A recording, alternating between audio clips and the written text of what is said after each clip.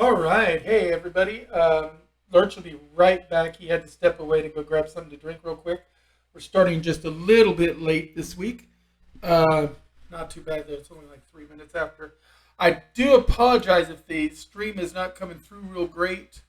My internet has been terrible the last week and a half. So if we have too many problems, we might have to just cut the show. I'm getting dropped frames as it is. So we'll see. I'm going to do a sound check while Lurch isn't here. I don't actually absolutely need him for the sound check. If I can hear him, you guys can hear him. So let's see. Let's go to my sound check and double check here first. I need to refresh my sound check page. Like I said, everything is going real slow. I'm like getting like no upload speed whatsoever. I'm seriously contemplating changing my network provider. Let's check here. Check 1 2. Check 1 2. Network provider. Check, check, check, check, check, check. Check, check, check, check, check. Check 1 2.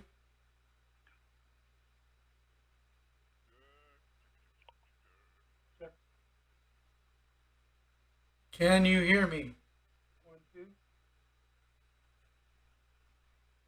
What was that? I'm trying to get my sound come through, but I'm not hearing myself. Oh, what was that? So are you able to hear me, but you can't hear yourself on I'm the not hearing myself. stream? Yeah. Oh, Hold on. Let's see. I need to check something here. My volume mixer. Uh, I've got my stream is set to 100%.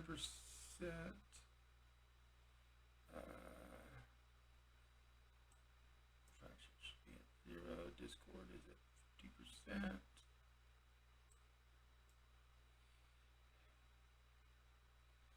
Check 1 2. Oh wait, Google's down way low too. check.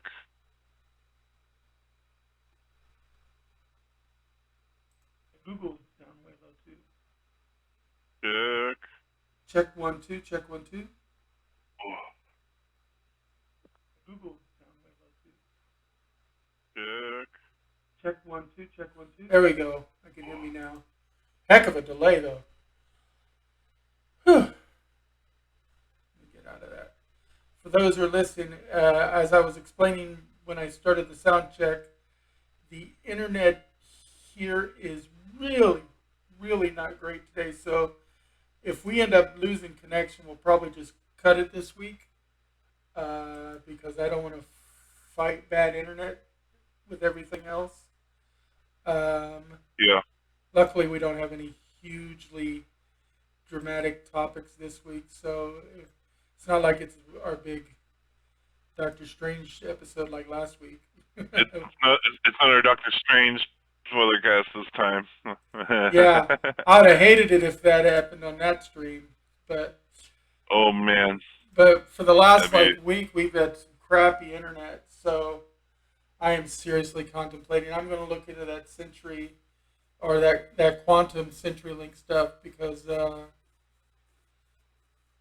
T-Mobile, you can't even go to their website right now to look up and see anything.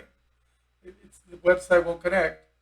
So it's pretty bad when your internet provider's website won't even come up on the internet.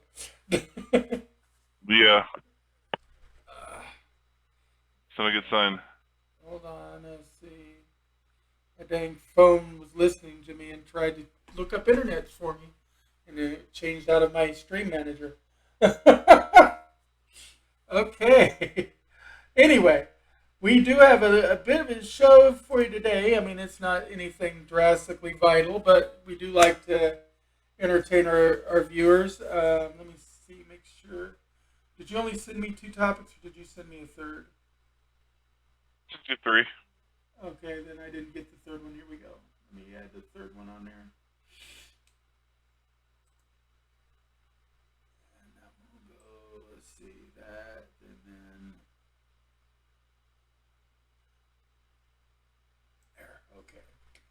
All right. Anyway, just as a reminder, everybody, October 14th, 15th, and 16th is the Gaming Arts Media Entertainment Expo, which is the convention that me and Lurch and a group of others here in town help put on through Eclectic Endeavors. That's kind of how me and Lurch work together. Also, Greg Pullman, who used to be one of our hosts and still hosts the game night at Holdfast Brewing Company. His schedule just got too busy. It's not that we have any. There was no problems between him and us. It was just purely scheduling.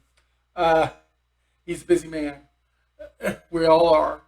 And so, but he does Holdfast Brewing Company every third Wednesday of the month. It's game night. And he's our director of tabletop gaming.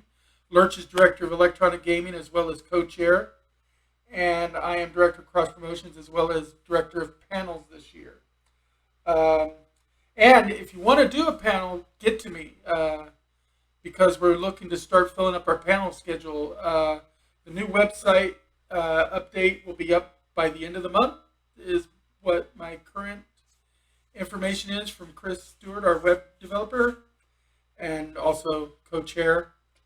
And at that point, you should start being able to do things like schedule games and things like that and inquire about scheduling panels through the website. So check that out. Anyway, we've got a little bit to say. Now, we are going to give just a brief shout out in support of the families of the people in Texas. There was another school shooting. We're not going to dwell on it because we do not want to glorify the actions of that person with too much media coverage, but we do want to send our care and support and condolences out to the families of the people who were affected by it. And that, I think that's enough said. Don't you agree, Lurch? Yeah.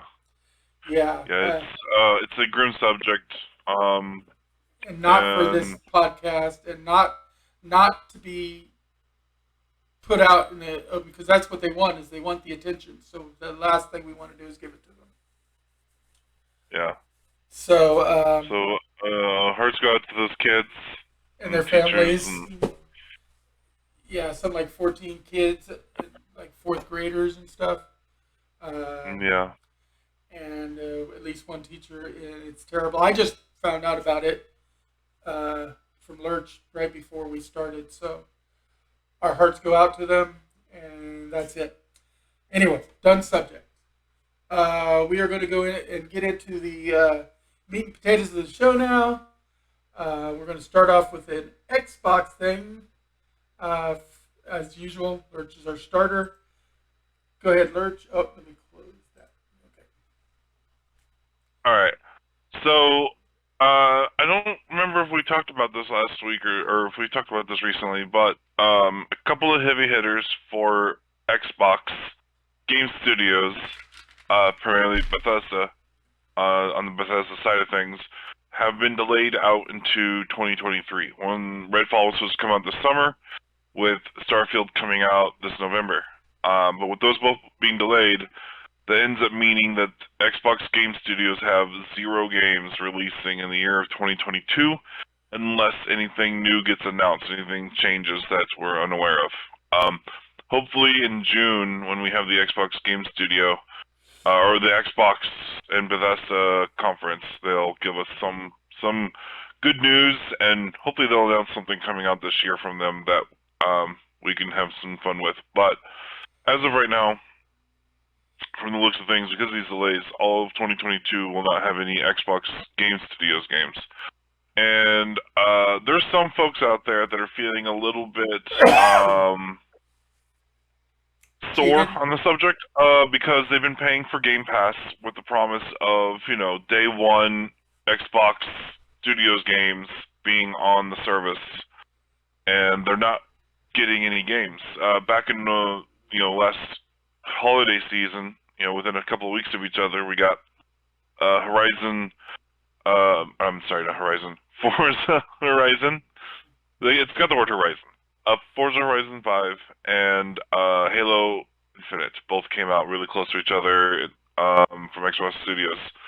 But that's been pretty much it. Everything else has been third-party games, and so people are asking, where's the AAA Microsoft Game Studios games? They bought all these different teams that haven't put out anything yet. Yeah. And Where's the so love? there's Where's the there's love? been Yeah. some trending on Twitter about people announcing that they're canceling their Game Pass service until one of these games comes out, until some new Xbox games come out. Can you blame them? And no, I mean I can't. I I mean, mean you're fifty paying this dollars a month. pass. You're paying for the pass because you want those early quick releases. But if you're going to go through a big dry spell with no releases, might as well put your pass on Yeah, hold for a while. yeah. So Kotaku wrote up this little article here.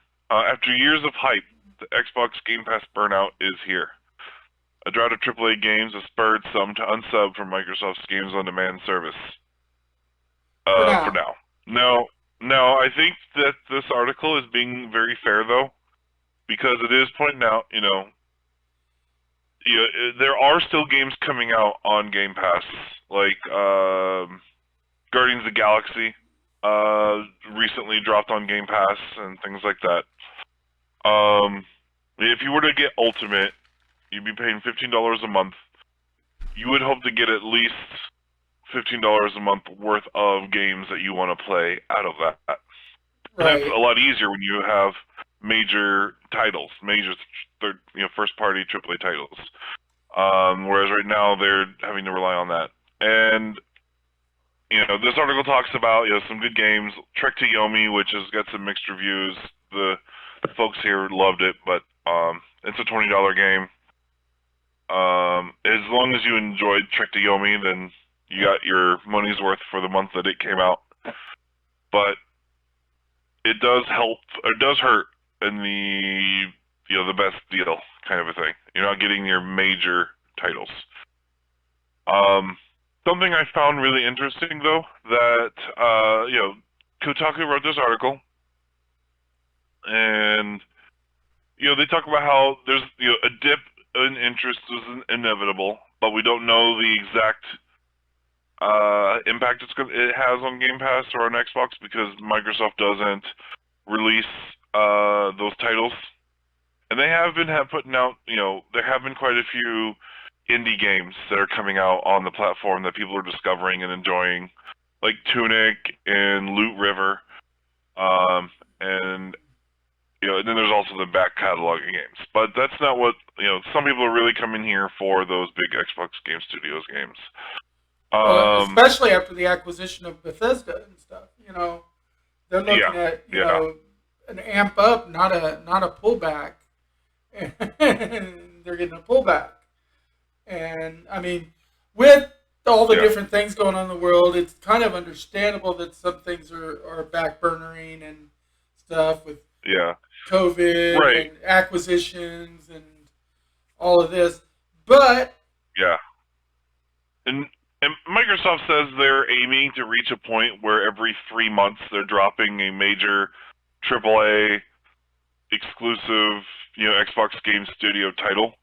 But right, we're, we're but they not got to there build up yet. to that. Hopefully 2023 will be the year.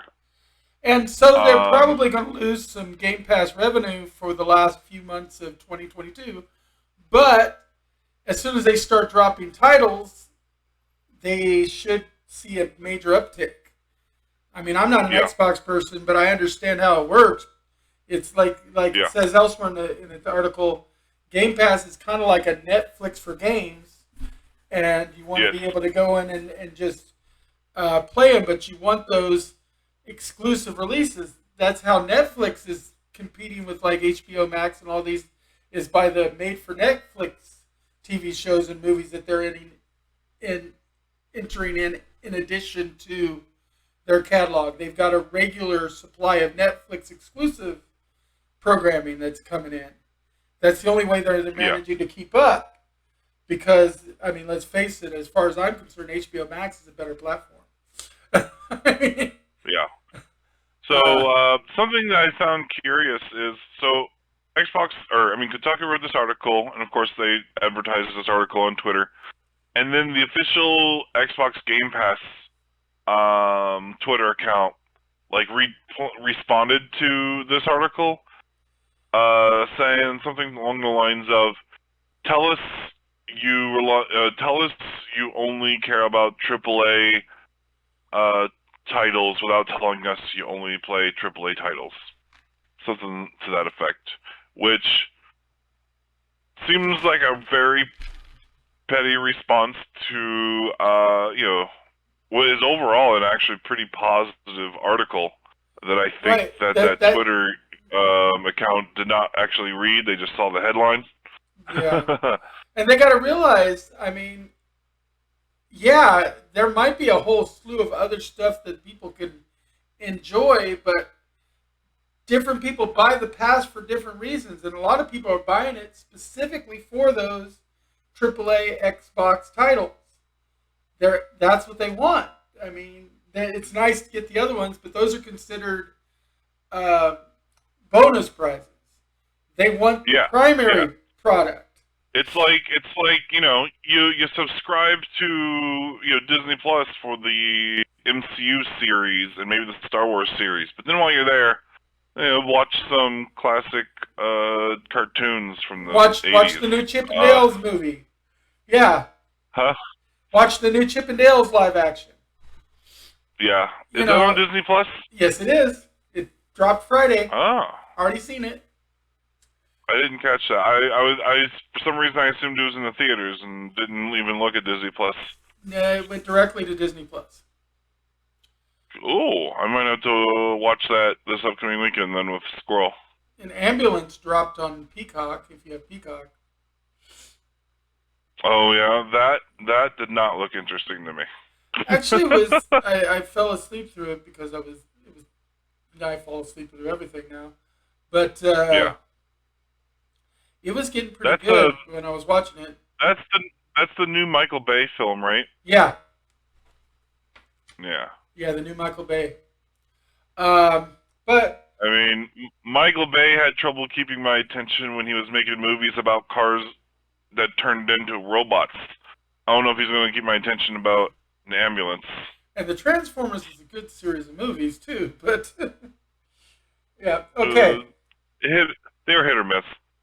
I like them. Anyway, but then I also grew up more in the Transformer era than you did. Yeah. Anyway, we're going to move on to our next topic, which is, of course, my weekly Kickstarter. In this case, I figured you might be interested in this. Batman Gotham City Chronicles Season 3 and RPG is up for a Kickstarter. It is a fully licensed RPG and miniature board game in the Batman universe. It is funded because they were asking for $213,454.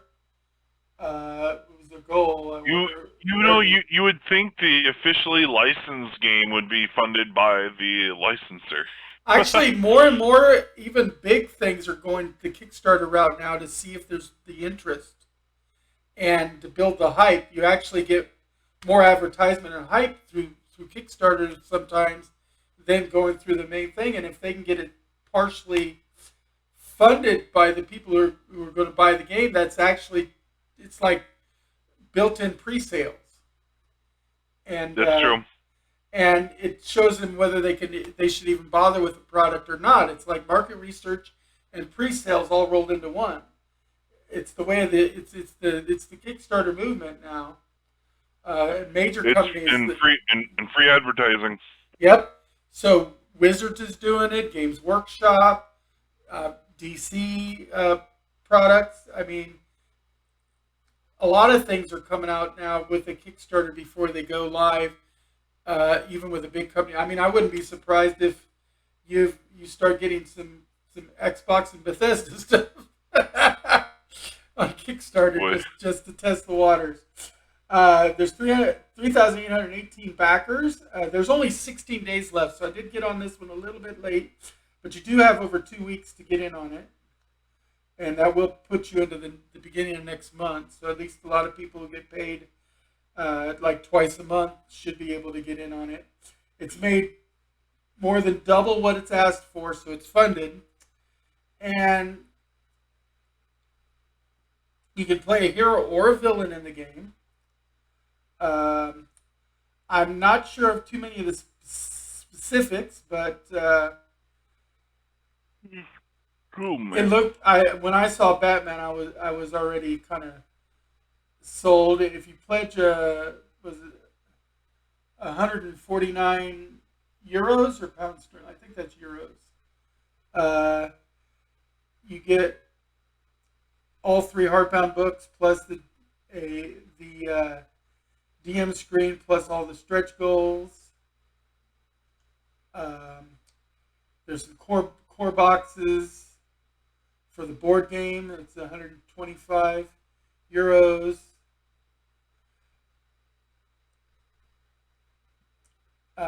Plus Mm-hmm. 166 miniatures, Oh. two boards front and back, revised rules and missing booklet, a mission booklet, not missing booklet. Mission booklet with 23 missions, 57 villain tiles, 25 hero sheets. I mean, the board game all in season 3.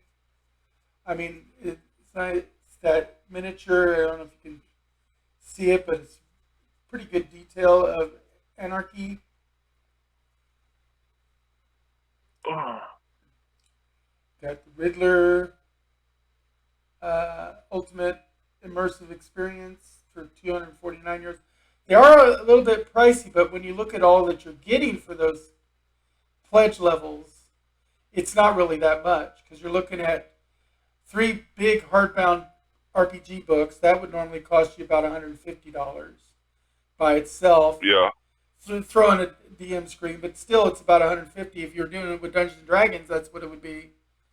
Uh, Yep. and then you're going to throw in two box board games on top of that, plus an extra miniature. I mean, this is a pretty good deal, I would think, for someone who especially likes to do anything and everything in the Batman universe. At 560K, they have the 10 printed maps, and I think they just made that one. At 500K, they got the Gotham City Blues campaign, which is an additional campaign adventure book. Uh, that's episode 3. At 460 was episode 2. At 410 was episode 1. So all 3 episodes of that have already unlocked. You got the dossier case that store all of your documents, slip case, and everything. So it's got some okay stretch goals. Like I said, I think they just made the last stretch goal, but it depends on if it's in euros or dollars, because if it's in euros, they probably need a little bit more. If it's in euros, this is in dollars. If I switched it over to euros,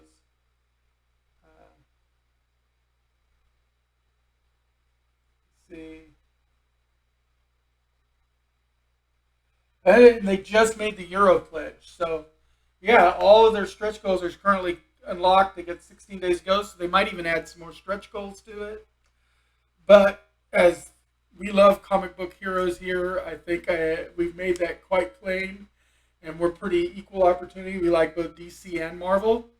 We also like, Yeah. Dark Horse and some of the other stuff. Uh, Millerverse. So, yeah, here's something else for people to get in on. And I do like to promote Kickstarter every week. Pretty much, I try to give you something Kickstarter to look forward to. And this is this week's. But I'm not going to spend too much more time on it, but check it out. You got 16 days to go. It's called the Batman Gotham City Chronicles Season 3 in RPG.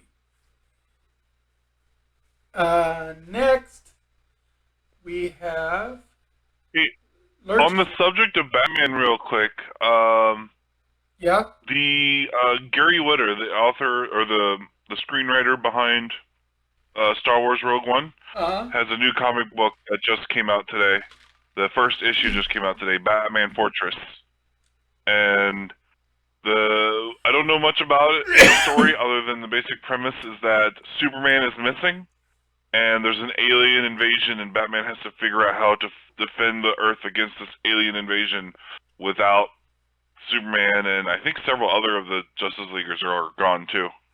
Speaking of comic books, I didn't mention this the last couple of weeks, but the newest issue of the Primeverse came out, and it was the Stargirl issue.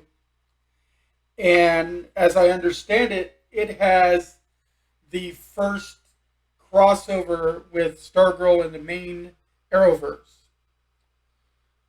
Um, I mean, we've had kind of a sort of crossover with Jay Garrick, but this has the Yeah, first crossover coming the other way with Stargirl, some Stargirl elements coming into like uh, contact with Flash or Supergirl or one of them. I don't get the comics, so I don't know the exact details, but there was a couple of them that were making a pretty big deal about the fact that the very first Stargirl crossover was in the Primeverse comic book and not the TV shows. Also, Naomi was officially canceled. They were talking about it. They did actually cancel Naomi. They were worried about it, whether it was yeah, going to get renewed or not. It was canceled, yeah. uh, and we are getting a later um, premiere of season 3 of Stargirl. We're getting season 3 of Stargirl, Yeah. and we're getting season Yes. 9 of Flash, but they're both being delayed. And Flash is potentially going to have less episodes than normal this next season. Also, they're supposed to have a big surprise cameo in the last episode of Flash this season, and they're not letting us know who it is. But the most recent article I watched yesterday said it is a Supergirl alum, Mm. but it's not supposed to be somebody we would automatically first expect. So I'm not sure who it's going to end up being. Anyway, get off of that tangent. Yeah. As it is, So new Thor: Love and Thunder. yeah. So a new trailer dropped today, or was I it today or yesterday?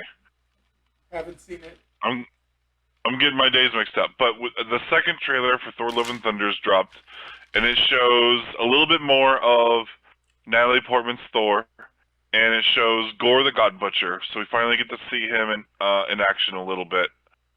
I like the way this article headline was describing how Christian Bale's Gore the God Butcher looks metal, and Right. and it describes here it's like uh, it talks about how regardless of where you fall on if he's too human or I like it, it's hard to disagree that Bale's Gore is appropriately metal. Right off the bat, Gore the God Butcher is an incredible title to hold if you're a villain. Oh, it looks I'm like reading he's straight from the from. Game Informer article here. It looks like he's straight off Um, of like a Disturbed album cover.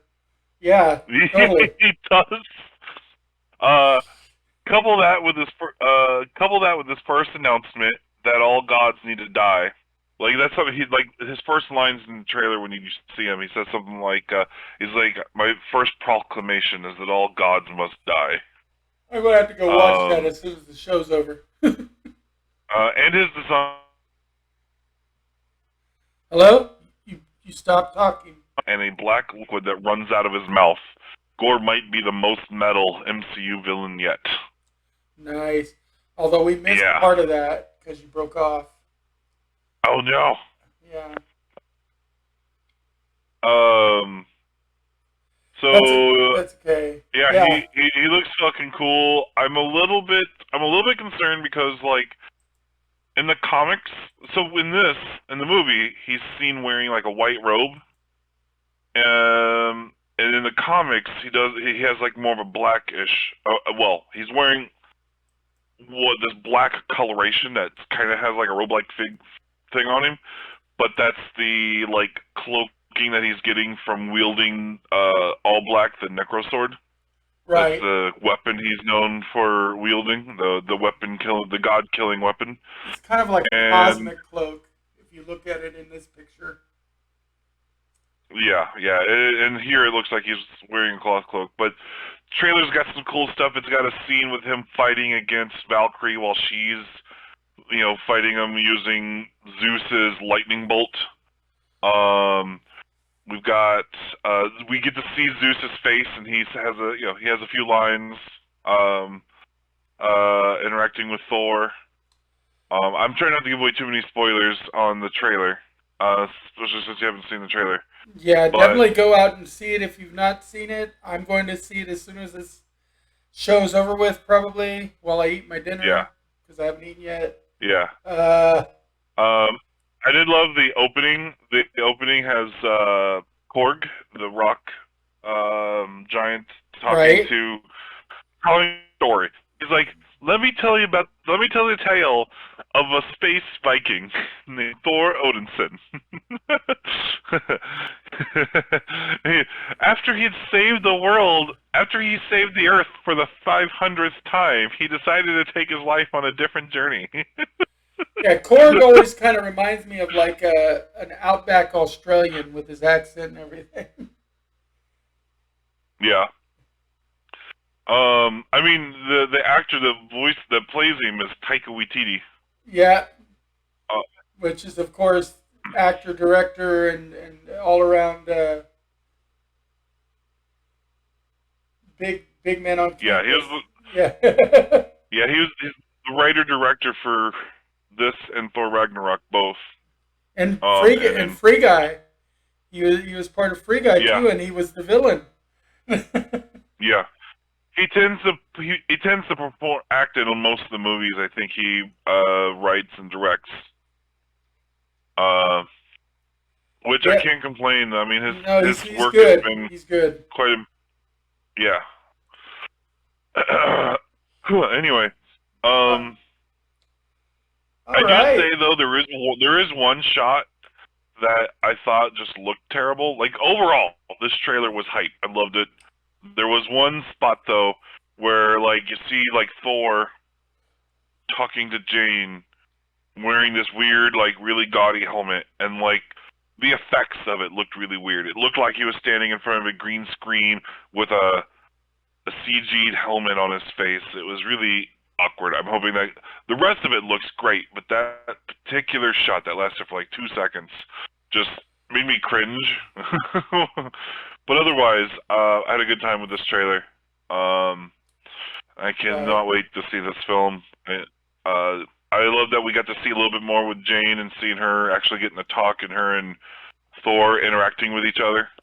And a little You bit can of definitely tell Zeus. Thor is not over her at all. A little bit of Zeus and Valkyrie is nice to see too.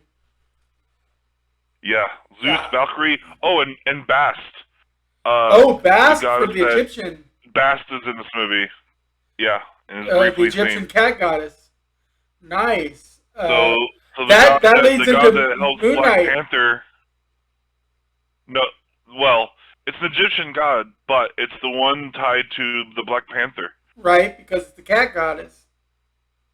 Yeah, And the black, y'all, even though you would think Black Panther would be uh, more into one of the South African gods, but hey, that's okay. I mean, Uh, Egypt's still in Africa. yeah, but It's an African country.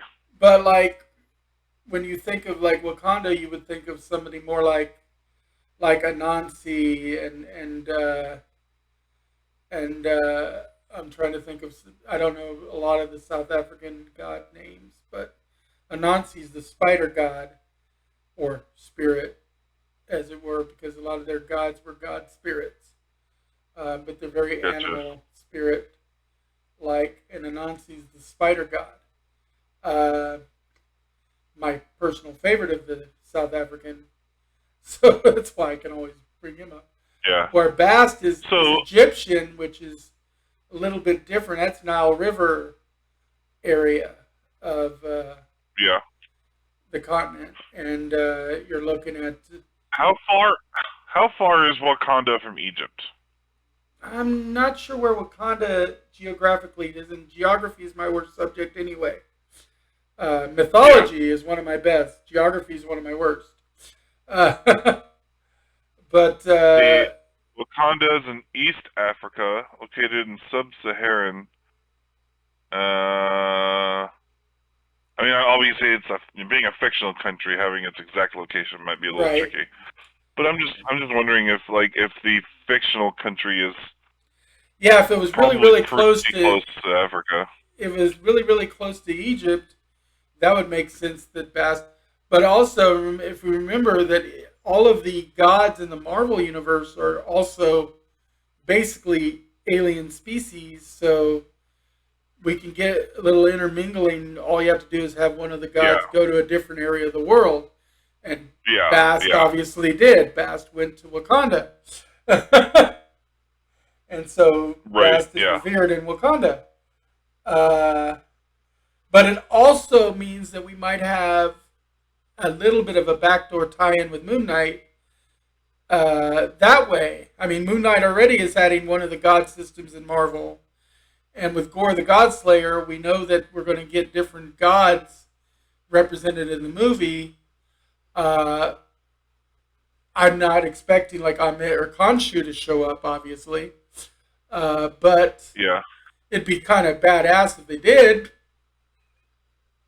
Supposedly, there was a line that they cut from Moon Knight referencing, like near the end of the show, there was supposed to be a line that was cut about how a couple of their gods were murdered, um, as And kind Gore, of a loose tie-in to this movie. right? And they may have decided to scrap that, or they may have decided to scrap the line and make it more of a surprise. Who knows? They've Yeah. gotten there's so much intermingling. Kevin Feige is a true master conductor of his orchestra, man, and he keeps bringing in instruments you didn't expect to be in the band, like Yeah. Black Bolt being in the Illuminati, and it being the Inhuman Black Bolt from the TV show. Uh, Yeah. or like when we had the guest um, version of Pietro in WandaVision, and it's like Pietro from the X-Men franchise. He keeps pulling these things Yeah. in when you don't Yeah. expect it. And I mean, even though that turned out to just be, like a fake out, it was still neat, especially with the whole line of, "Whoa, they recast Pietro." Yeah. For sure. For sure. And so I am not putting anything past Kevin Feige and his team, because obviously he's got some great people working for him. And it is organically growing out there and intermingling and stuff in a wonderful miasmic stew of comic book goodness that I just chomp at the bit for each new installment. Uh, okay, let's get off of this for now. All right. All right. Now, tomorrow, as you're walking around town, you may or may not see somebody carrying around their towel. Oh, And you might see that because tomorrow is International Towel Day in honor of Douglas Adams, the writer of The Hitchhiker's Guide to the Galaxy. Because, of course, one of the famous lines from The Hitchhiker is, no matter what, you always know where your towel is. You got to have your towel. what happened is May 25th has become International Towel Day. A bunch of fans did this. He died back in 2001 on like the 9th, I think it was, of May 2001. 2 weeks later, the fans had already, it only took them 2 weeks to bring together and create uh, the Douglas Adams Towel Day to honor this most humble piece of cloth and this reminder of the Don't Panic of the Hitchhiker's Guide to the Galaxy. And of course, we're big fans here of Douglas Adams' work. I mean, we do the Picnic at the End of the Universe, which is a tongue-in-cheek reference to the restaurant at the end of the universe. The second book in the series, and a featured location in the books. Then, of course, the last book in the series is So Long and Thanks for All the Fish. But anyway, Douglas Adams, great author, huge influencer in the comedic science fiction genre. You know, because there's the mainstream science fiction genre, which is fantastic. We love it. You know, which ranges anywhere from hard to very light. But then there's a separate comedic science fiction genre, and that's where you get stuff like even Doctor Who, Firefly, you know, things of that nature, where you get the more comedic bits of sci-fi coming in. Ringworld, Discworld, Ringworld, all these kind of things are parts of the sci-fi fantasy comedy subgenre, and Douglas Adams is probably one of the most recognized names in that side genre. And so tomorrow, if you take your towel out and around and you see people like shaping it into animals or trying to flag down a passing spaceship to hitch a ride, that's in honor of the great Douglas Adams. And so I figured that I'd do a real quick shout out, because we don't do our show on Wednesdays anymore. We do them on Tuesdays. Otherwise, it would be the day of that I'd be telling you. But this way, you got time to get your towel ready. But then, we always know where our towel is, right? Anyway, that was my second article for the week. Shout out to Douglas Adams and the Hitchhiker's Guide to the Galaxy.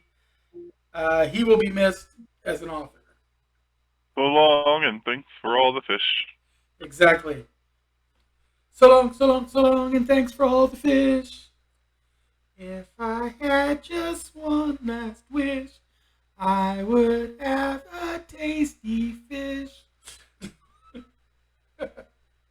Okay, and we're up to another Kotaku article for Lurch. He likes Kotaku. So, this is, remember a couple months back when we were talking about how some people are trying to take advantage of a loophole to get, like, PlayStation Plus, stuff at a cheaper price and stacking up multiple years of Plus, and all that. Remember that conversation a while back?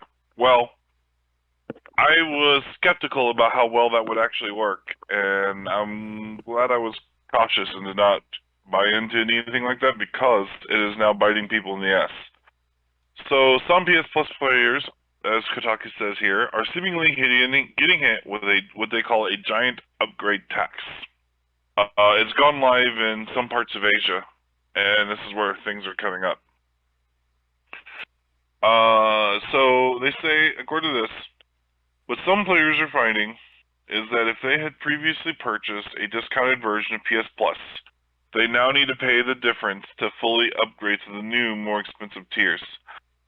Here's how one post that's been getting a lot of attention on PlayStation Plus subreddit explains it. Quote, for example, if you purchased 1 year of Plus for 25% off, which is $45, it reads, to update to Extra Plan, you need to pay $100 minus $45, which equals $55, not 100 minus $60, for a total of 40. So you're no longer like getting to take advantage of the discounted prices for like these multiple years of stacked. Another issue is that players apparently can't just upgrade for a month or a year. They have to upgrade for the entire duration of their current membership. So if you decided to purchase an extra 10 years of PS Plus when it was significantly discounted, you'd have to pay to upgrade the entire decade at the full price. Whew. Kotaku continues, that might not sound like a weird outlier, or that might sound like a weird outlier, but it's not uncommon for some PlayStation's biggest fans to stack years and years of subscriptions when there's a particularly big discount on them. That's what happened earlier this year when PS Now was selling at half off, and a bunch of players rushed to capitalize on the deal, especially since the subscriptions were automatically roll over into the PS Plus premium subscriptions once the programs were combined. An industry insider, Wario64, asked, how many years are you all stacking? When he first publicized the sale back in April. Nico Partners analyst Daniel Ahmed seemingly filled up through 2031. Jeez. So did others. Sony eventually blocked subscription stacking a few weeks later. Now it appears that PS5 maker plans to recoup whatever small savings players might have gotten away with. In the case of a 10-year stack, subscribers could end up having to pay another $600 to fully upgrade. Boy. Potential scenarios like this are already stirring a mini backlash in comments on Reddit, social media, and the PlayStation blog. Quote, PlayStation is the most profitable it's ever been and rakes in billions upon billions of dollars, tweeted YouTuber MBG. To expect a bit of goodwill and a little less greed from time to time is okay. Yeah, I don't know what to say. I did have a feeling that trying to... Huh? But it does say that it could simply be pricing errors that will soon get corrected. Yeah. It also could be different from region to region. Yeah. Because some things could matter by contract. Like if you paid for 10 years worth, and in the U.S. there's certain contract laws that could prevent them from hitting them really, really hard. Might have to force them, if nothing else, to refund them. Yeah. So, just, be careful. Hopefully they can get things worked out to where people can be happy with it. But also, I canceled mine before upgrade because I'm not using it right now. I don't even have my PlayStation hooked up, so. Yeah. I'm a little concerned because I have my regular plus just renewed a few weeks ago, I think. But did you have Plus and Now? I do, but they were subscribed at different times. So, my Plus expired in May and just renewed, but my PlayStation Now doesn't expire until, August. Yeah, you'll just end up absorbing the Now and go to the higher tier, and that's it. So you shouldn't be really, really badly affected because when you combine the two, you end up getting more. Yeah. You just, and then whenever that happens, am I going to have to pay for, if I paid for a year of, because I just paid for a year of regular Plus just before the rollout of the new version, am I going to have to pay? You should be able to cancel it. For... because you already have the upgrade through the other one, you should be able to cancel and not get hit. Because you were buying both, so you, in this case, you're not taking a huge advantage of the company because of the fact that you were already paying for both services anyway. So you're, Yeah. if anything, you're coming in the way you want. So you should be fine. Um, they're still making a little extra money on you without having to ding you because of the fact of the different times that your stuff would renew. You should be fine. And of course, if it is a pricing error, hopefully they'll fix that before it hits a few people's auto bill. Uh, Yeah. Oh God. that's Can you why I'm. imagine getting an auto bill of $600 because you did 10 years of it? Yeah, no, thank you. If I did 10 years of it, I would not have it set to auto. I would have turned off the ability to auto bill after that. I would be like, nope. I Yeah. want to manually Just, renew. just know that just know that you're good for 10 years, and then have a calendar reminder that's like, hey, Well, and look they're at going your to thing, you start haven't telling renewed. you, and they'll send you a message when it gets close to time to renew saying, hey, you're about to expire and your auto renew's turned off. Do you want to renew? Yeah. So I turn off the auto Yeah. renew immediately when I do something like that. Hey, hell no. I Yeah. can't have something like that creeping up on me. Especially not if Right. I'm ordering it for that long. Anyway, Yeah. uh, so yeah, that's a big one, and that'll be a doozy if it hits the people. Um, but we'll go ahead and let that drop. Allison's home now, so if you hear a little noise in the background, it's her. And we're going to go to my next topic, which is my From the Vault. And today it's a classic Disney movie franchise, the Witch Mountain series. Oh, yeah. They're on Disney Plus, and I watched Escape to Witch Mountain today.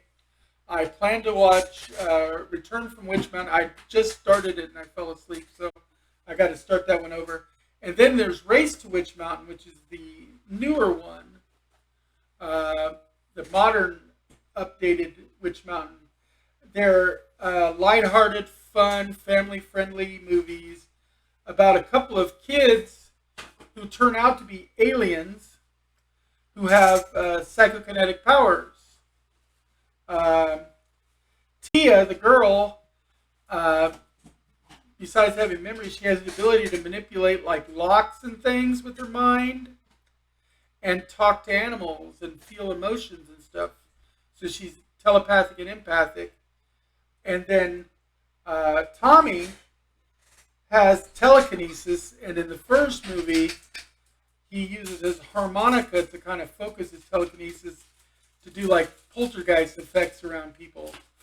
But he also can kind of see things that are going to happen in their future, and then he draws them using his telekinesis and his harmonica. He'll like play the harmonica to make a piece of chalk, draw stuff on a board, and it's usually something from his future visions.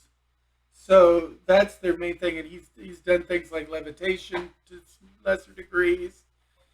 And in the first movie, they are orphans with vague memories of having been like shipwrecked or stranded. In fact, they have the last name of Castaway because of it. And then it turns out that they were, Tia has this case that has 2 stars on it called a star case. And they eventually figure out that the 2 stars is because they're from a world with 2 suns that was destroyed, and so they came to Earth in order to find a new place to live, and they settled in a place back in the country called Witch Mountain. So of course the locals think they're witches, and they actually even get a witch hunting mob together by the end of the first movie. But this one rich guy has one of his employees claim to be their long lost uncle, because he wants to take advantage of their psychokinetic powers to help grow his fortune even larger. And he's got swamis and all kinds of things on his payroll, trying to use every extra bit he can to make some money. So he's your typical money grubber.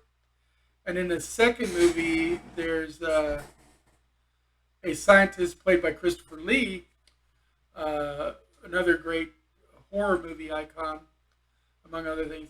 And he has a device that controls, a mind control device that actually ends up getting used on Tommy in the second movie. So it's another great little bit of fun, campy, old Disney sci-fi, very light themes, lots of, runaway street kids and no real heavy images of blood and gore and death. It's very light and family friendly. But it's a fun movie series, and it's got that wholesome feeling that makes you really, really enjoy it. And it's my pick for the week, and it's available on Disney Plus. All three movies. So Well, definitely recommend it. I believe I saw one of those as a kid, but I don't remember it really. All right. Well, and then that brings us into our media section. So before we enter our media section, spoiler alert, and this is a heavy spoiler episode because we are going back and we're covering 2 episodes of The Flash because we didn't cover The Flash last week, partly because Lurch didn't realize there was a new Flash, because figuring if there was a break in Superman and Lois, there'd probably be a break in The Flash. So he didn't watch it. So we have got 2 episodes of The Flash to cover this week.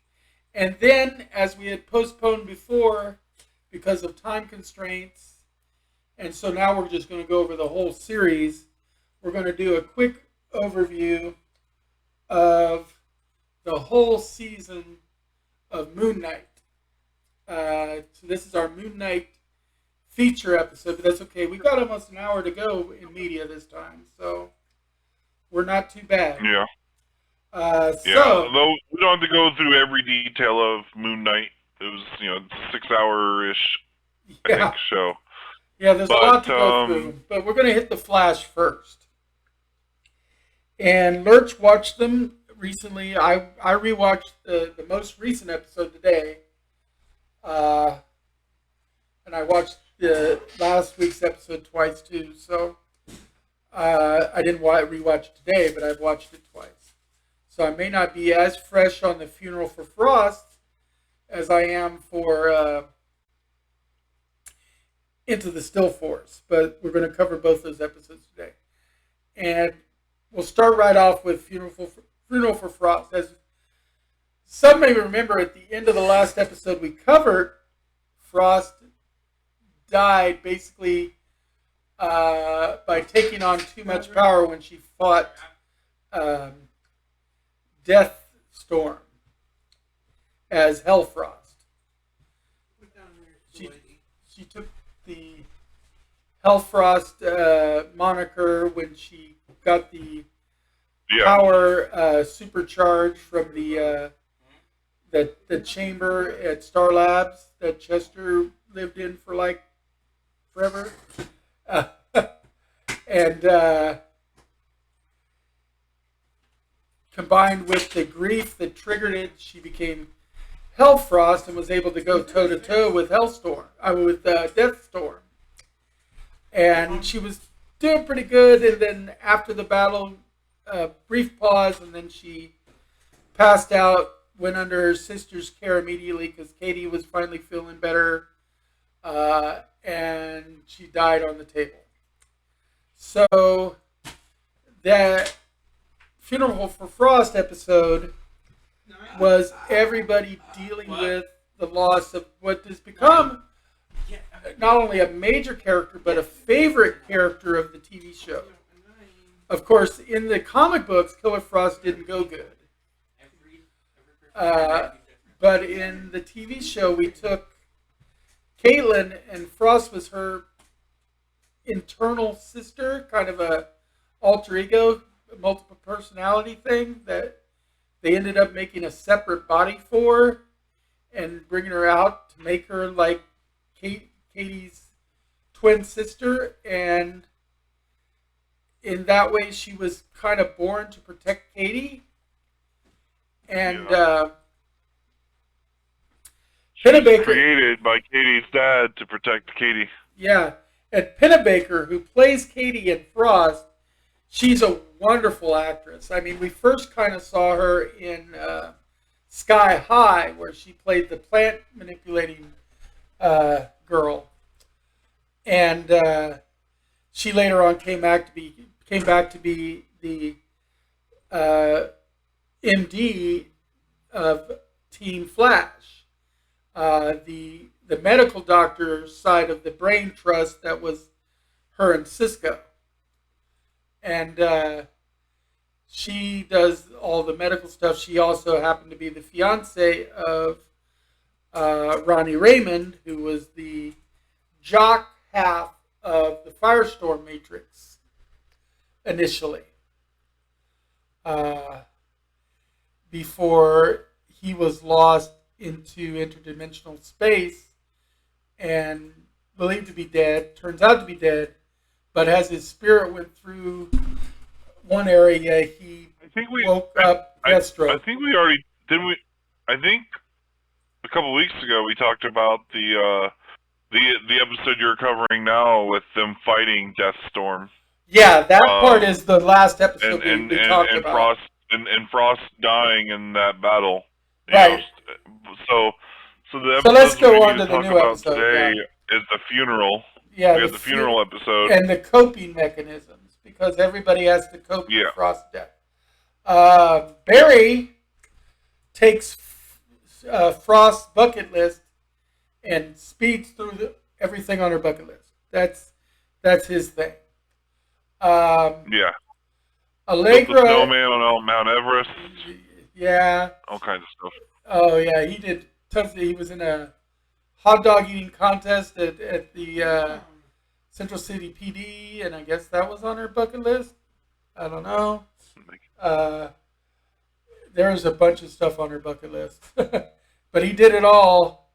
Allegra and Chester had their first couples fight. It was adorable. And it was because of them wanting to find a way to honor Frost, and their grief made it to where they just could not agree, and each one felt like the other wasn't listening, and they ended up taking her jean jacket that was kind of like an unofficial first uniform of Frost, and like putting it in like an ice chamber, like a snow globe type of thing, as a honorary thing. Iris got one of her people to do an obit for Frost that, but it was very impersonal because they didn't know Frost. But she was having trouble with it because, of course, she can't reveal that she knew who Frost was without revealing other secrets. But then she ended up doing a series of interviews with people that Frost had helped save and helped showcase that Frost was no longer Killer Frost, that she was just Frost, and it even got to the point that the beverage at the coffee shop that they go to, Jitters, the Killer Frost drink, the clerk went and erased the word killer over the drink,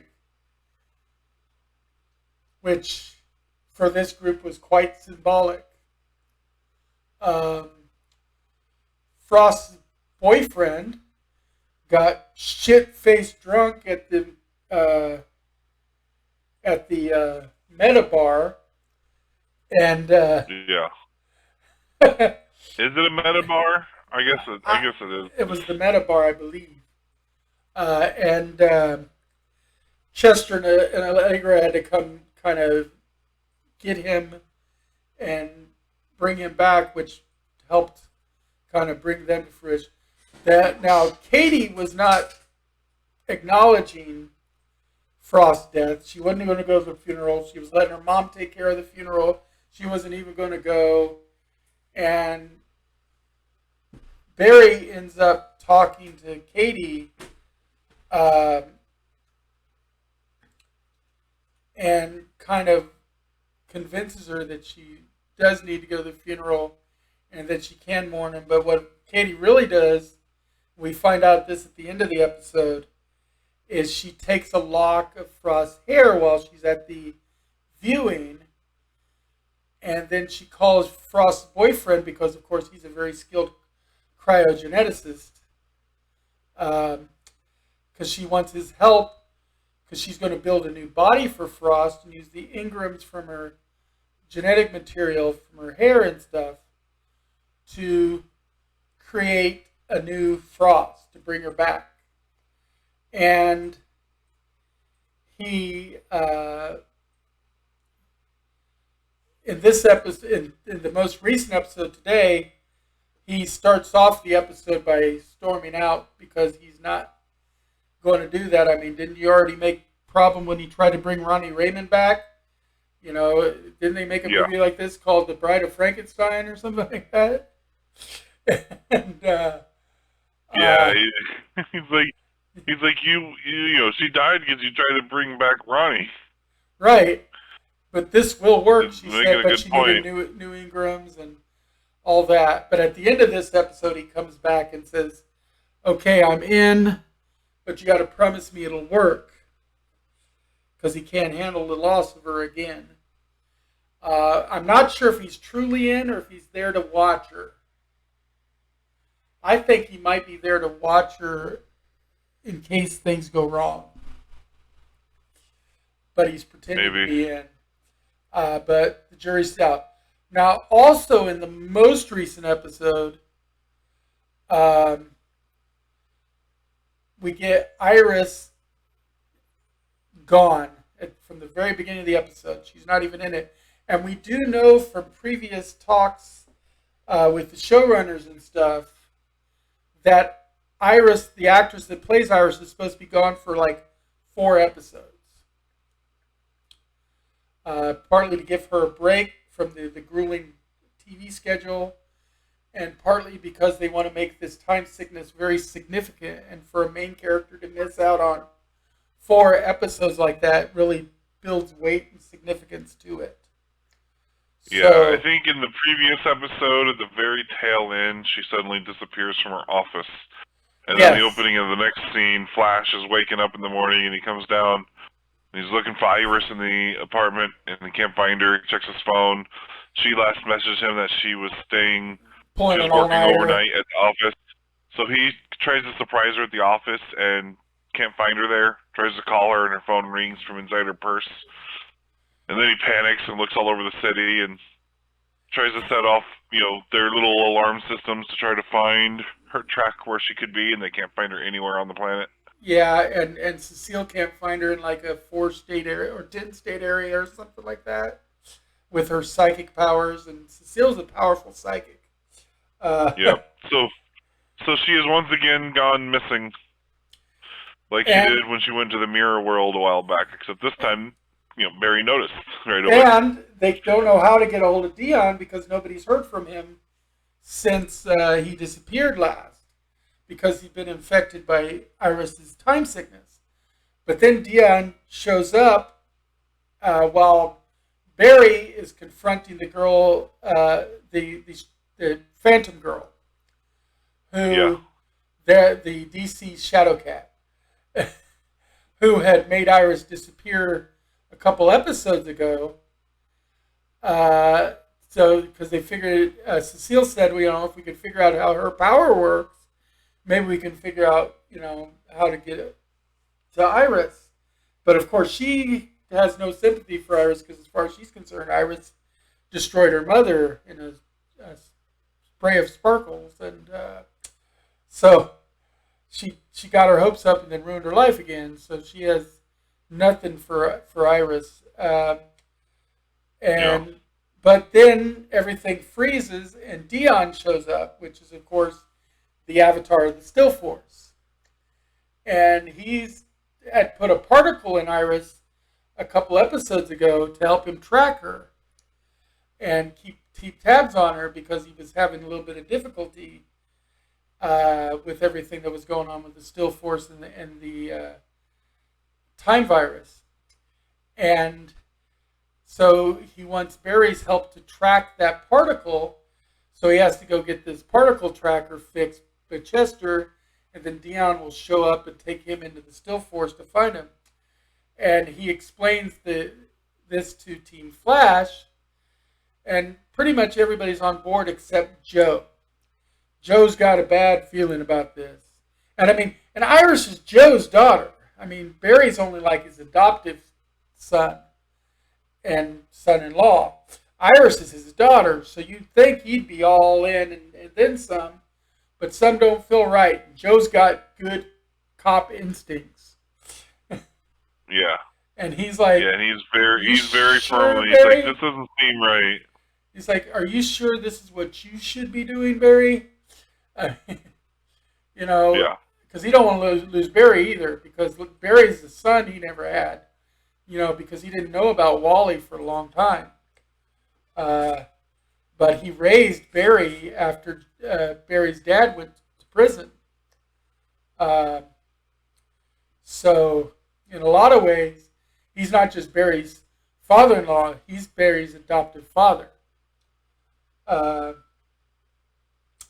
And he's like, no, this don't seem right. And Barry's like, you know, Dion thinks this will work, and I trust Dion. Which, you know, the avatars all were kind of like Iris and Barry's kids in a way. Because they kind of created the avatars. The power sources, anyway. Yeah. And so they go into the still force, and when Barry finds Iris, Dion takes the particle out of her and absorbs it, and then basically abandons Barry in the still force. So now Barry's stuck in the still force with no way out, because it had already been explained to him that if him and Dion lost contact with each other, he'd be pretty much lost there forever, because there's like no way to get out of there. But Barry manages to kind of get a hold of Nora, his daughter, in the future. A different version of Nora, because she's changed yet again. As the future keeps changing in the Flashverse. The Flash subverse changes the future all the time. And so Nora keeps changing. So Nora's changed again. Now Nora has followed in Iris's footsteps instead of Barry's. She's not a CSI. She's a reporter. Yeah. And this is basically a different excess than we had before. Yes. And although she references her brother, he doesn't appear in the episode. Sir, not appearing in this episode. Yes. And so she manages to enter the still force, but before she enters, Barry hears her, so he comes to realize that he has some of the still force in him. And Nora gives him a pep talk based on advice she got from her mother. And so then Barry goes to try to harness the still force inside him using techniques he learned from Wally, who trained with the Tibetan monks, of course. And Nora even mentions how it reminds her of when Wally taught her how to make lightning constructs. Because, of course, they have the time lightning that they can all generate as part of the Speed Force. And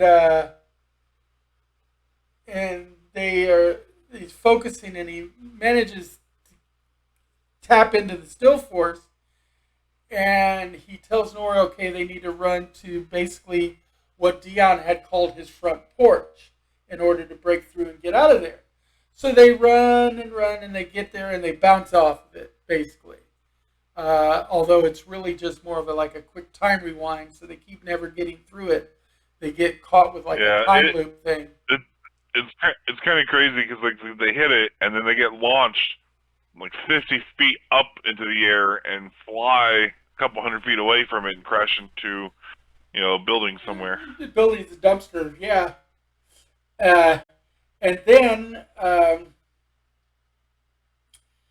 Barry realizes it's like, everything happens at the same time in the still force.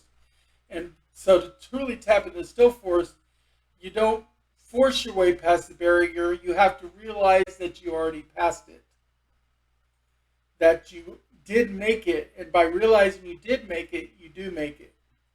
And that's how they finally break free. Oh, I also didn't mention that while he was trying to tap into the still force with this whole meditation thing, him and Nora appeared as kind of lightning haze images in green in front of Joe at Joe's apartment. They were using Iris's brush as a foci in order to kind of anchor themselves. And when they disappeared, the brush appeared where where Nora had set it on the ground in front of Barry. So that was a thing. So this brush has become an important kind of talisman to them because Iris still has it in the future in Nora's time. So we know that it's a stable object to focus on of Iris's. Anyway, and then, like I said, they come back out of the still force. Now they have no idea why Dion did what he did. Also, earlier in the episode, they found that they could not contact any of the other avatars. They'd all gone radio silent, not just Dion. So Barry couldn't ask advice from any of the other three, including the Speed Force, which is like the one he's the closest to. And of course, uses the image of his mother.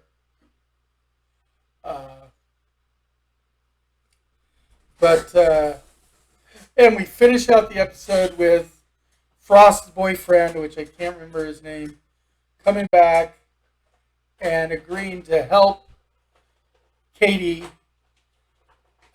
which one of the first jobs is we got to go get some fresher DNA because the DNA is degrading too fast from the hair that she got. But luckily, she's the next of kin and a medical doctor, so an exhumation is not going to be really difficult for her to order overall. And that's pretty much where we cut the episode.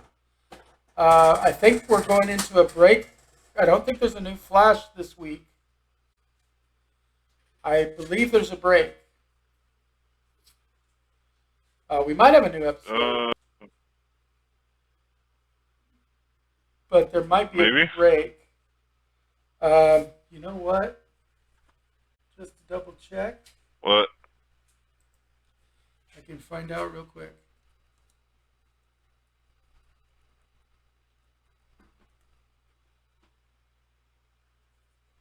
Oh wait, it's not .com, is it? It's .tv.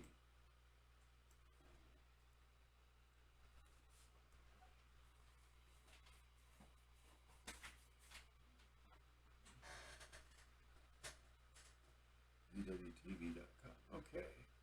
If we go to the Flash, it'll tell me when our next episode airs. Next episode. Nope, there's an episode this week. Available on the 26th. Okay, so we don't have to worry about that. Yeah.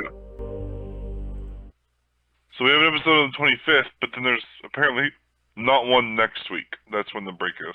Yeah, I do know that there's a break coming up for the Flash, but we're getting Lois back. So we're getting The Curious Case of Bartholomew Allen tomorrow, and then nothing the week after, and then we come back to Keep It Dark. Which, curiously, Katie Lotz is, what is she doing? Directing the next episode. Katie Lotz is the White Canary from Legends and all that. Right. So she's directing this next episode of The Flash. Right. So who knows what to expect? Like I said, we do know that we have and in the final episode of the season, we're supposed to get a special guest, crossover guest, and from other things we're hearing, it's supposed to be a Supergirl alum. But then again, that could be the Supergirl alum might be for season 9 too. So who knows? Um, Yeah. but anyway, that's the Flash. I think I covered most of it. Did I leave anything big out? I don't think so. Trying to think. I feel like you get all the key things. I It was tried. curious that Bart didn't show up at all. Like we heard his voice. Like they made an effort to make sure he would, that he's there, but didn't show him on camera. Um, they had excess yelling at him, and he just like belched from his room or something. Um, But the I wanted belch to could have mention that not been him, something interesting actually about him. Dion is that what's that? Because it was just a belch, it might not have actually been him, which means he might not Yeah, have been on yeah, it might have set been a different. Yeah, that's what I'm thinking. Is it was probably just like a different actor that they had do the belch, or a sound because effect they couldn't board. get him on set for the day. Yeah. But I was gonna say Dion. I'm wondering if Dion was not who was really with Barry in the beginning. I'm wondering if it's like a fake Dion, and the real Dion reached out to Excess to get her help to rescue Barry from the Still Force. Yeah, either Like, that like, or there's like a two sides to Dion kind of thing because since he exists in the Still Force, you never know what can happen with these avatars. They could get like yeah, they could split into like a monitor anti-monitor kind of thing, and it's also true. there's so much that can But happen. even if that's the This is case, it'd be a DC. I mean, duplicate. It'd be, yeah, it could be a bizarro freaking Dion, but yeah, that's the thing about though the Flash subsection of the DC universe is its own separate multiverse on top of everything else because the Flash is constantly changing things. And so the rules just really go out the window when it comes to the Flash. In a lot of ways, people underestimate him, but the Flash is one of the most powerful characters in the DC universe because of his connection to time. One of the most powerful forces in the universe is time, which is why the Time Stone is so important in Marvel. And so the Flash, because he has the ability to manipulate time so much, even though he's not technically a time travel superhero, his effect is a lot more than just being able to run really fast and shoot lightning. yeah. And that's the thing. Um, a highly underestimated character. Anyway, we're done with the CW. We know that Stargirl is coming back soon. We know Superman and Lois is back next week. So we will have an episode to talk about the following week. So next week we'll just be talking about the Flash, and that's it. Mm-hmm. The following week we will just be talking about Superman and Lois, and that's it. Because Miss Marvel will not have started yet, will it? What day does Miss Marvel start? It starts in June. Um, yeah, since you're not watching Obi-Wan Kenobi this week, you won't be watching that. I don't figure And we'll we talk don't, much about it. so we don't cover, yeah. That just happens to be one we don't Miss really cover. Marvel release, yeah. The first 2 episodes will come out on the same day this Friday. I'm Miss personally looking forward to it a lot. of Kenobi? Ugh. Yeah. Yeah, but yeah, Miss Marvel won't be out yet. So yeah, we're gonna have a next week will be just the Flash. The following week will be just Superman and Lois. Yeah. And So we're going to be a little bit light on our media section, which means we can fill it in with maybe more other topics, or maybe we'll talk about something else. I mean, we'll find some. I have finally really watched Mobius. Did Morbius. you finally watch Morbius? Yeah, I bought it. So we can Wait. talk about Morbius in more Yeah. depth next week to fill in some of the time. And we can talk about some more stuff in the upcomings because there's a lot of news coming out of Hollywood. One thing I don't want to talk about, and I'm avoiding, is Johnny Depp. So, Oh yeah. there's too much Johnny Depp. I thought about doing Secret Window as our movie for the week, but then we watched it again, and I was like, no. There's too much Johnny Depp going on in the house. Oh, really? Watching the trial constantly, not to mention Yeah. commentary out. Allison's watching the trial constantly and giving me extra commentary on it. I'm sick of Johnny Depp. I agree. He is probably he's probably innocent, but I mean not innocent, but I don't think he beat her, and I think he's justified in his defamation case. But I don't want to talk about that, so let's get off of it, because that's why I'm not doing a lot of Johnny Depp movies either, because I'm avoiding it right now. Avoiding it like the plague because I can't get away from it. I mean, there's one that I want to do here in the future, but I'm waiting until Johnny Depp's stuff is over with. Edward Scissorhands. Oh, of course. But anyway, so on to Moon Knight. Now, girlfriend just finally watched the first episode, so we're rewatching the whole thing through. But I'm watching it at my girlfriend's pace, which is 1 or 2 episodes a night. That's it. A night. And it's not every night.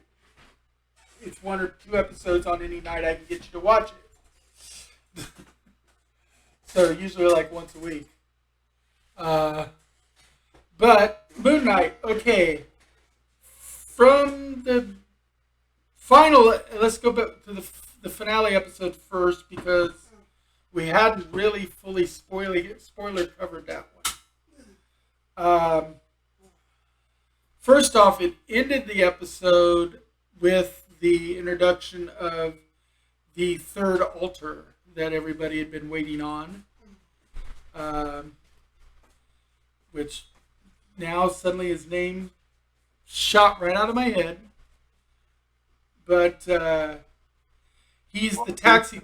What?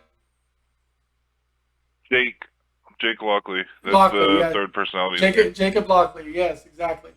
Jacob Lockley, who's the New York cabbie persona. He's the one with the heavy driving experience. He's also the one that drives the Moon Knight limo, which is a classic vehicle from the comic book. And he appears in the Moon Knight limo, in fact, at the end of the episode when they come out with Arthur Harrow from the insane asylum that the guys had put him in at the end of the series when they defeated him because they had refused to kill him even though Khonshu wanted him dead. Both Stephen and Mark were in agreement that that's not what they did. They're not that bloodthirsty. However, if you read any of the comic books, you know that Jacob Lockley is the bloodthirsty one of the group. He has no qualms about killing anybody. Khonshu says he said, okie dokie. And so he turns in his seat, is introduced as the chauffeur when, because Khonshu's in the back of the limousine, and he's like, you know, Mark and Steven think they're done with me, but they have no idea how damaged they really are. Have you met my friend, Jacob Lockley? He comes and he's like, and he's got his bad New York accent, and shoots a silenced pistol. We assume he kills Arthur Harrow because we don't actually see the dead body. But yeah, he killed Arthur Harrow. more than likely. So that was the big ending. We had a fantastic battle sequence in the last episode that featured Layla, it featured Steven, it featured Mark, it featured both versions of the Moon Knight outfit. So there you had Moon Knight and then you had Mr. Knight in the mix of the combat because, of course, Steven's Moon Knight outfit is Mr. Knight and Mark's Moon Knight outfit is the Moon Knight cloak. We had a brilliant flying scene, and we covered some of this, very, very little of it, a couple of weeks ago. But we just glossed over because we didn't have time. So that's why we're kind of going over stuff that we did cover before. But we're really covering the whole series this time. See, what happened, Layla became the avatar of Talaret, which is the hippopotamus god that was revealed in the afterworld when they were basically sailing the Duat. First, they, of course, appeared in their personal entry area of the Duat, which was an insane asylum, with the doctor of the asylum being Arthur Harrow. And he would talk and tell Mark / Steven that basically they were imagining each other, and they actually end up meeting each other in that world because they're separate entities in the afterworld. The individual consciousness count as separate beings. We also see at least one sarcophagi shaking that doesn't get opened up, that we assume is the third persona, was probably Jacob Lockley. Yeah. It definitely was. Yeah. And he's the most bloodthirsty. And we know that we've seen glimpses of his work throughout the series because there's been some blackouts where when you woke up, there was all these bloody dead bodies around, and neither Mark nor Steven took credit for them.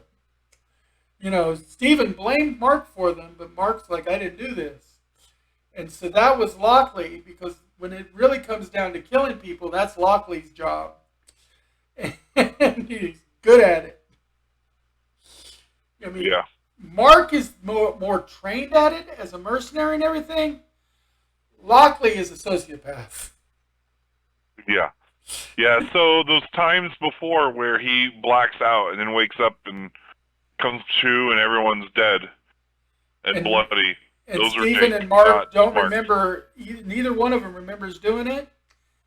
That's Lockley. Yeah, they're not aware of Jake. Right, they don't even know that there's a third altar. And they didn't make the connection when they saw the shaking sarcophagus in the asylum that was another one of them. They avoided that one. It's like, no go. Like maybe that's where Khonshu was locked up or something. And Lockley is the closest to Khonshu because with his lack of morality, he'll do whatever Khonshu tells him to do. He's, like I said, a complete sociopath. He's also probably the one that arranged the date with the girl in the museum at the steakhouse, because Steven is too shy and a vegetarian, so he wouldn't eat the steakhouse, and he's too shy. And Mark had Layla, so he wouldn't go with another girl, because he obviously is in love with Layla. That's a good point. I didn't think about that part. Yeah. So Lockley is probably the one that made the date as well, because he's also a womanizer. Because in the comic books, he actually gets, I believe it's Layla's character, pregnant. And he gets, I think it is Layla. He gets pregnant, and neither Steven nor Mark know about it. So that's the twist. So if you ever get a chance to really get a hold of the graphic novels and read the comic books, you'll see that Lockley is just always dipping into things he's not supposed to. Yeah. So Lockley's an important character, and I think if we get a Moon Knight season 2, and I really hope we do, Lockley's going Yeah, to me too. heavily feature in season 2. In fact, I would not be surprised if season 2 was like 60 to 70% Jacob Lockley. Jacob is either going to be the driving force, or he's going to be the subject of discussion for Stephen and Mark when they are the driving force. So they're going to basically be cleaning up Lockley's messes. If that's definitely what I think the next season is going to be, while still trying to do the work of the Moon Knight, because they'll find that, hey, we're still stuck with Khonshu because of Lockley. Because even though Khonshu agreed to let them go, if he's invited in, he's invited in, and one of the personalities invited him in. They just didn't happen to know they had a third one. Yeah. Kind of a loophole. It's a fantastic series. I mean, throughout this series, we start out meeting just Steven. Just to give a vague timeline here. And Steven, he wakes up and he's got sand around his bed so that he can see footprints if he got up in the middle of the night. His ankle is chained to the bed. And no, it's not a BDSM trip. It's because he sleepwalks or something. He's used to going to sleep and waking up somewhere completely different. And so he started taking steps. He's put tape on the door. He's got multiple locks. He's got all kinds of things in his apartment to try to make sure that he can tell if he got up and sleptwalked or did whatever it is that he does. Not realizing that it was a completely alternate personality that was taking over that could do things like smooth up the sand, unlock the cuff, pull the tape off the door so that it is not necessarily like his fish died in one episode, probably from not being fed because they were gone for so long. And then when Mark came back as Mark, he went and bought a new fish. But the original fish had only one fin, like Little Nemo. And the new fish didn't because Mark couldn't find another fish like that. Yeah. So, and he goes into the pet store, complains, says, can they grow new fins and stuff? And the lady at the pet store says, like I told you yesterday, they don't come with it. I know about the cartoon. It's not how it works. He's like, yesterday? I wasn't in here yesterday. And we get little clues throughout the first couple of episodes that something other than Steven is going on. Steven is just a mild-mannered salesman at a museum that just sells knickknacks to the kids. He wants to be a tour guide. He's an expert on Egyptology. I mean, he blows everybody else at that museum out of there except maybe the curator, because we don't meet the curator. But he knows his shit because, among other things, he tries not to sleep.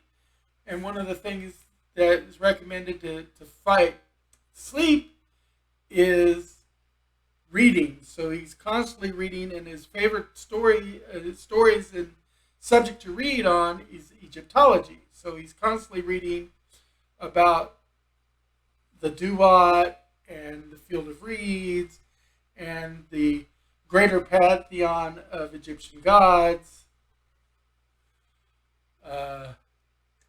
and everything. And so he's the brains side of Moon Knight's character. Then we meet Mark, and Mark is a mercenary, ex-special forces, ex-secret agent trained, martial arts, covert operations. He's got all these skills, fake passports. He's married to Layla, who's the daughter of an archaeologist and is not too shabby herself. I mean, her grandmother is helping make her a passport in one of the episodes. So her her dad's mother is a passport forger, is document forger. Useful person to have on your team. Yeah. And so Mark's completely different, and he has a storage unit, and Steven finds the key in one of the episodes to the storage unit, manages to track down the storage unit. He goes to several branches of that company until he finds one where the clerk is like, "Oh yeah, you're such and such. Yeah, you're here all the time. Here," and he shows him to the storage unit, and it's got like a cot set up, and these files and secret documents, extra passports, money in several different country denominations, and you get more and more of this as Mark and Steven start to bleed back and forth. But when we first kind of meet Khonshu, we're Steven, and Khonshu's saying, "Oh God, the idiot's got the body. Give the body to Mark. Get out of here, you idiot." Yeah. But all you're hearing is this deep voice coming from nowhere. And we eventually find out that it's Khonshu, which is the Egyptian god of the moon and the night, which is why his avatar is Moon Knight, obviously.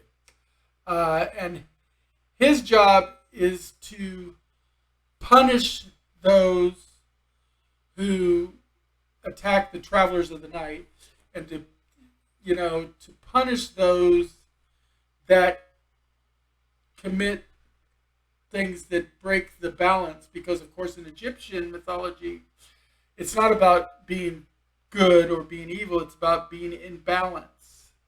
If your heart's in balance, then you go to the field of reeds. Ammit, the bad guy god of this particular season, is another goddess of balance, but she believes in absolute balance and killing anybody that's going to break the balance in the future. It's kind of one of those where she's okay with you going ahead and killing Hitler before he becomes Hitler. Because she's all about that. And you would think she would want an avatar that's going to be in balance, in perfect balance, but in actuality, she had one once, and then she got locked in a clay statue by the other gods because of it. So she realized that she can't trust an avatar in perfect balance, so she needs one that will go out of balance for her. And so Arthur Harrow, who frees her, becomes her avatar in the end of the movie, and that's where the big fight scene comes, where we get Khonshu and Ammit fighting in the heavens, while we've got this big three-way battle between Steven, Mark Spector, and Layla as Tawaret's avatar. Now, Tawaret is a hippo goddess who's classically it's a hippo with a leonine body, leonine paws, and everything.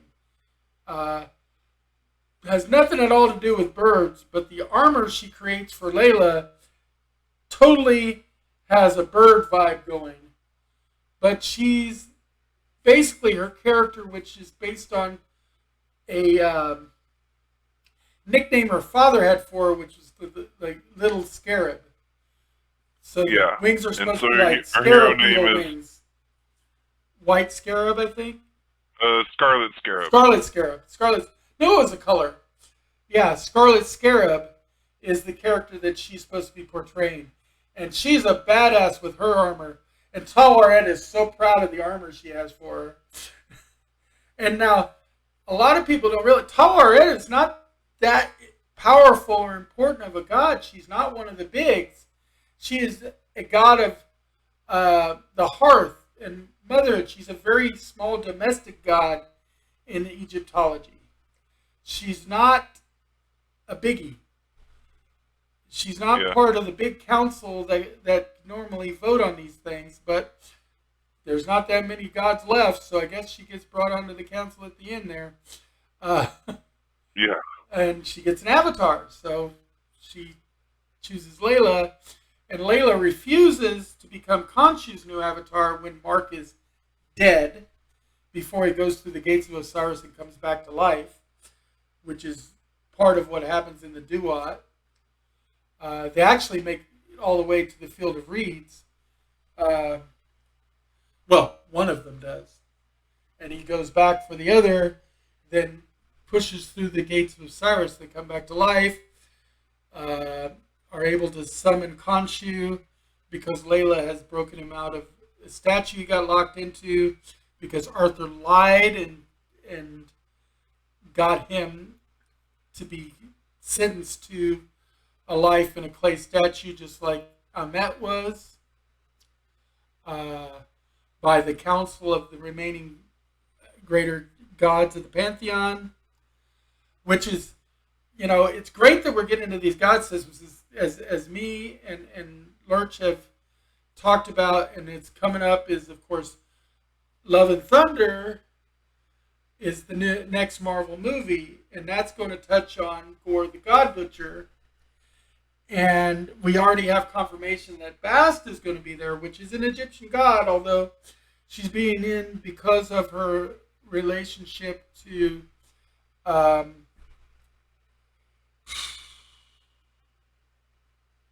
Black Panther.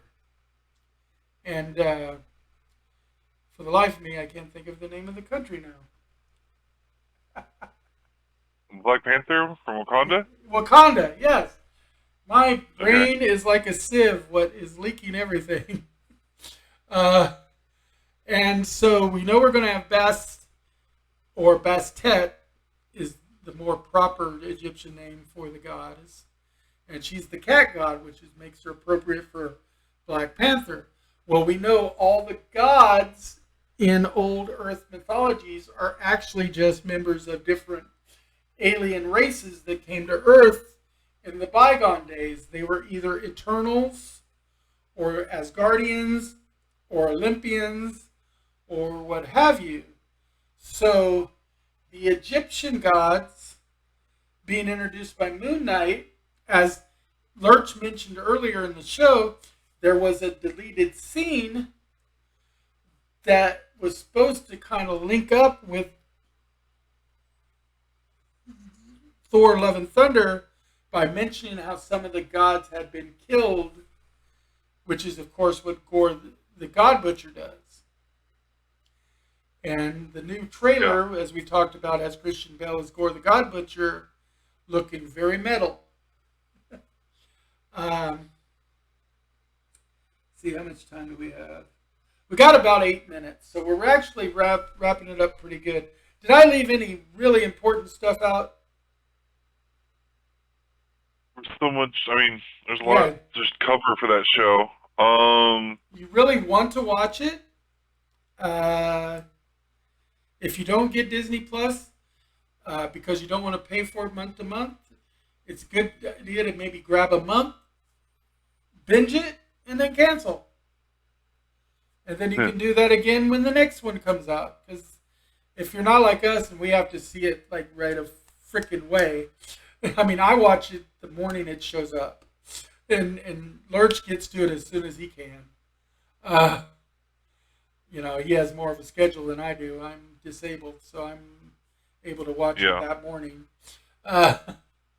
But you want to see this because it's a very different character. Now, we've got 2 great new Marvel series coming to Marvel, DC Plus. Miss Marvel is coming up next in June, and then She-Hulk will be the next big series. And of course, She-Hulk is going to feature the Hulk from the movies, which is going to be much more of a direct movie tie-in than we have been getting in some of these, especially for the Hulk not being the main character.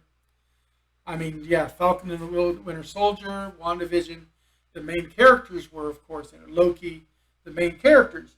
But you didn't get a whole lot of the backup characters in the TV series. However, in this case, we're going to get the Hulk, we're also going to get more Charlie Cox, because it's not just She-Hulk, it's She-Hulk Attorney at Law, kind of like Harvey Birdman Attorney at Law. So Yeah. everything is going to mostly revolve around her courtroom sessions. We know that we're getting Titania in the She-Hulk movie. It also looks like we're getting the Frog, because one of the images from one of the previews looks like the Frog, or Frogman, from Marvel Comics. Yeah. Something that's curious, something that's interesting in the comics.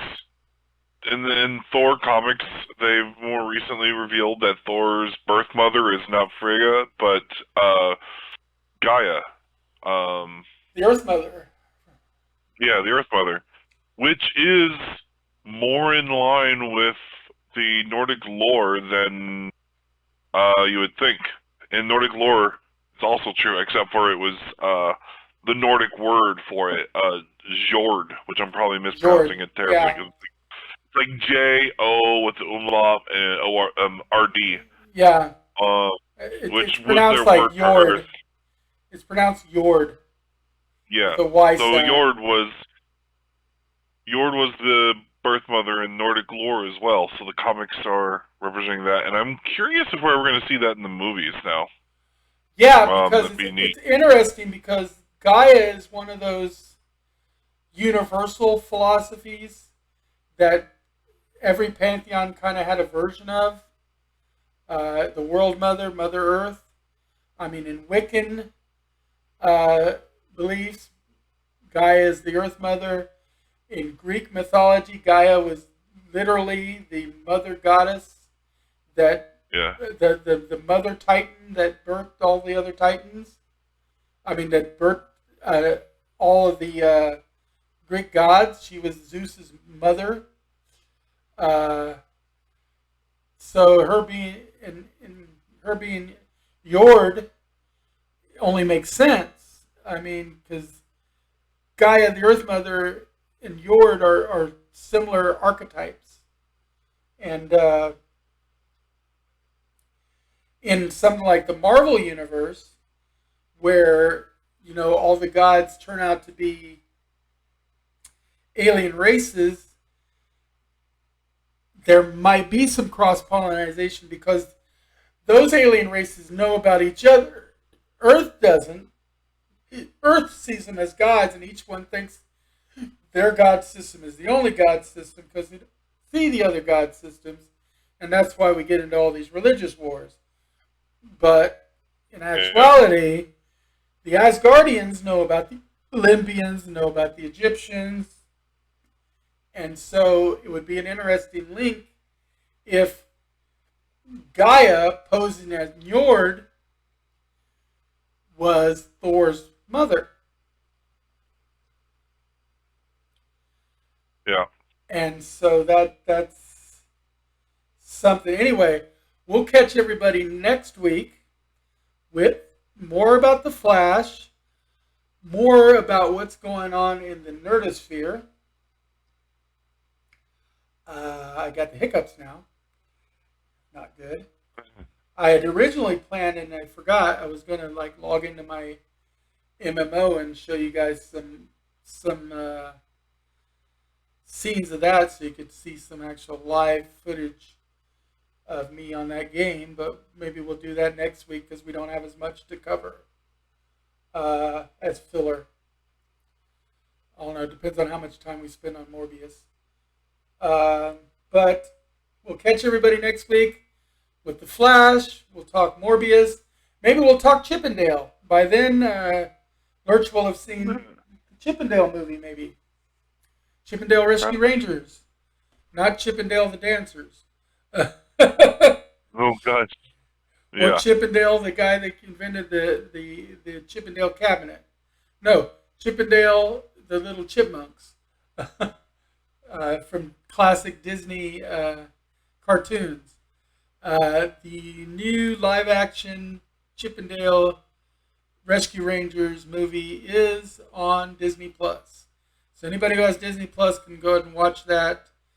My recommendation for the week, Witch Mountain, all of those are on Disney Plus. So there's a lot of stuff in the vault for Disney Plus that makes Disney Plus worth watching. I personally would like to see them come out with more new stuff in the Marvel quicker, but I can understand at least because they're coming out with, the Star Wars stuff every week, Marvel stuff. They're trying to keep something new and fresh coming on every week, and that's more than some do. So it's a good service to have. I like Disney Plus. I think HBO Max is my favorite of the streaming services, and I've pretty much got them all. I'm watching Stars. I'm watching Peacock. I've got Apple TV. I'm watching Paramount. I'm disabled. All I do is watch TV all day and play my MMO. So I'm hopefully going to get back to playing some D&D here next month, though. Again, happy Tal Day to those who participate tomorrow. Have a good time. Have a good day. Remember, may all your dice rolls be crits, or if they're fumbles, may they be epic in the retelling.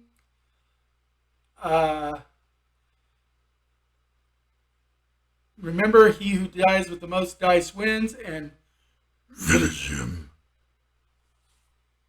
Game over. Good night, everybody. Peace out, guys.